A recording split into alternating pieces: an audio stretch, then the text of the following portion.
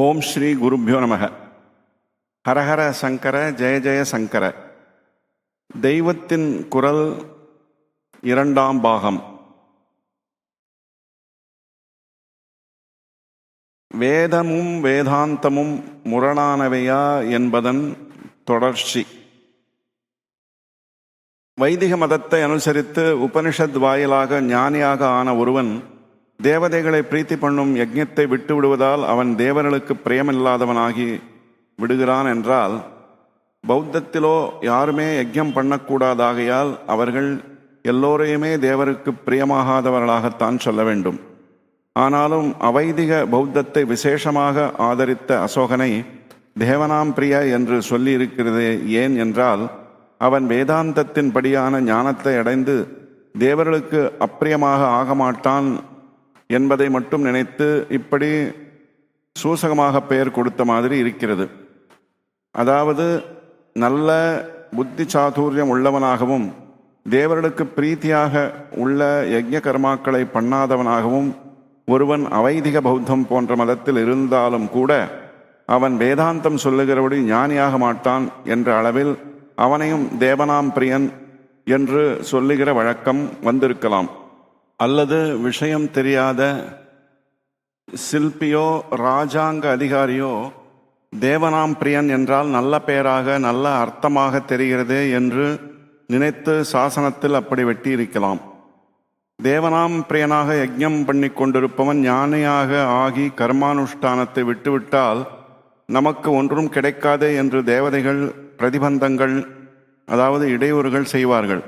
ரிஷிகளின் தபசை கலைப்பதற்கு ரம்பை, மேனகை முதலியவர்களை அனுப்புவார்கள் என்று புராணங்களில் பார்க்கிறோம். ஞானி ஆகும் வரையில் மனிதன் தேவதைகளுக்குரிய கர்மாக்களை செய்து கொண்டிருக்கிறான். அதற்காக அவர்கள் மனிதனுக்கு நல்லது பண்ணுகிறார்கள், மழை பெய்யச் செய்கிறார்கள், அதற்கு அவிர்பாகம் கொடுக்க வேண்டும். நமக்கு இந்த உலகத்தில் ஒருவர் உபகாரம் செய்தால் பிரதி உபகாரம் செய்ய வேண்டும் அல்லவா? அதை போல மழைக்கும் செய்ய வேண்டும். அதற்காகத்தான் யஜ்ஞம் செய்கிறோம்.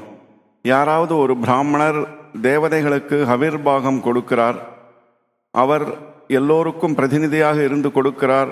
யாராவது ஒருவர் வரி கொடுப்பதைப் போல் அவர் கொடுக்கிறார்.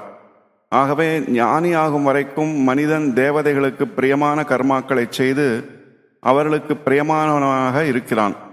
மாடு கறந்து பால் பெற்றுக்கொள்வது போல தேவர்கள் அவன் மூலமாக லாபம் அடைகிறார்கள்.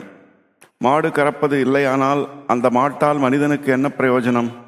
அதுபோல் மனிதன் பசுவை போல் இருக்கிற வரையிலும் தேவதைகள் அவன் மேல் பிரியமாக இருப்பார்கள்.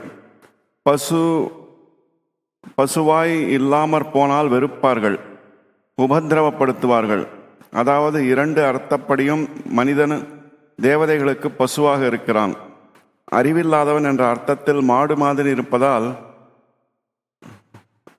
கறவை நின்ற பசுவை நாம் ரட்சிக்காத மாதிரி கர்மாவை நிறுத்தினவனை தேவர்கள் ரட்சிக்காமல் விடுவதாலும் பசு மாதிரி. தேவதை தனக்கு வேறல்ல என்று அறிவதே ஞானம்.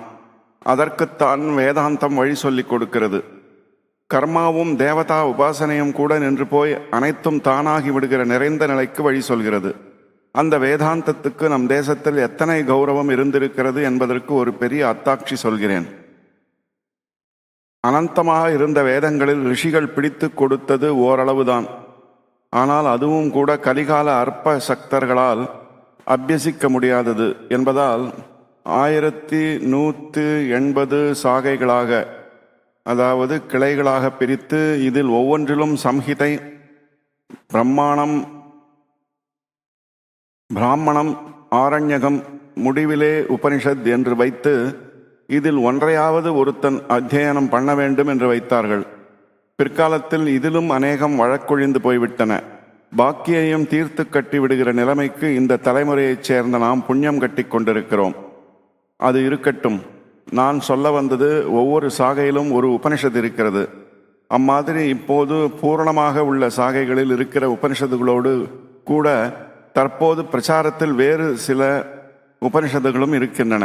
இந்த உபனிஷத்துகள் எந்த சாகையைச் சேர்ந்தனவோ அந்த சாகையில் சம்ஹிதை, பிராமணம் முதலிய பாகங்கள் தற்போது அத்தியனம் செய்யப்படவில்லை. அவற்றில் பலவற்றின் டெக்ஸ்ட் கூட நமக்கு அகப்படவில்லை. ஆனாலும் அவற்றை சேர்ந்த அந்த உபனிஷதுகள் மட்டும் இன்று வரை அழியாமல் வந்திருக்கின்றன. உதாரணமாக ரிக்வேதத்தில் சாங்காயன சாகை என்பதன் சம்ஹிதா பாகம் இப்போது அத்தியனத்தில் இல்லை, அதை இழந்து விட்டோம். ஆனாலும் அந்த சாகையின் முடிவிலே வருகிற கௌஷீதகி உபனிஷத் மட்டும் இன்றைக்கும் நம்மிடையே ஜீவனோடு இருந்து வருகிறது. ரிக்வேதத்திலேயே பாஷ்கல மந்த்ரோபனிஷது என்று ஒன்று நமக்கு வந்திருக்கிறது. அடையாறு லைப்ரரியில் இதன் சுவடிகள் இருப்பதாக சொன்னார்கள்.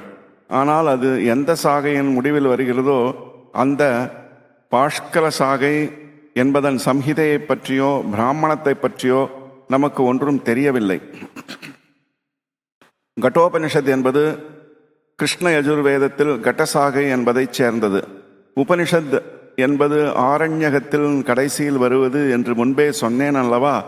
ஆனால் இன்றைக்கு கட்டோபனிஷத்து மிகவும் பிரசித்தமாக தசோபனிஷத்துகளிலேயே ஒன்றாக இருந்த போதிலும் இதற்கான ஆரண்யகம் நமக்கு கிடைக்கவில்லை. அதர்வ அத்தியனம் வட இந்தியாவில் சில பாகங்களில் கொஞ்சம் மூச்சை பிடித்து கொண்டிருப்பது தவிர தட்சிண தேசத்தில் அடியோடு மறைந்து போய்விட்டது. ஆனாலும் 10 உபனிஷத்துகளில் 3, அதாவது பிரஸ்னம், முண்டகம், மாண்டூக்யம் அதர்வ வேதத்தைச் சேர்ந்தவைகளாகவே இருக்கின்றன.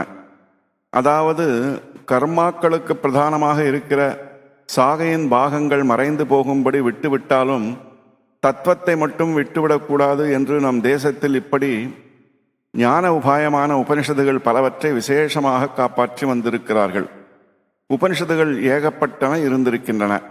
200 வருஷங்களுக்கு முன் காஞ்சிபுரத்திலே இருந்த ஒரு யதிகள் 108 உபனிஷத்துகளுக்கு பாஷ்யம் எழுதியிருக்கிறார். அவருக்கு உபனிஷத் பிரம்மேந்திராள் என்ற பெயர் ஏற்பட்டு விட்டது. இன்னமும் அங்கே அவர்களுடைய மடம் இருக்கிறது. இத்துடன் வேதமும் வேதாந்தமும் முரணானவையா என்ற அத்தியாயம் முற்றிலும் நிறைவு பெற்றுவிட்டது. ஓம் சாந்தி சாந்தி சாந்தி.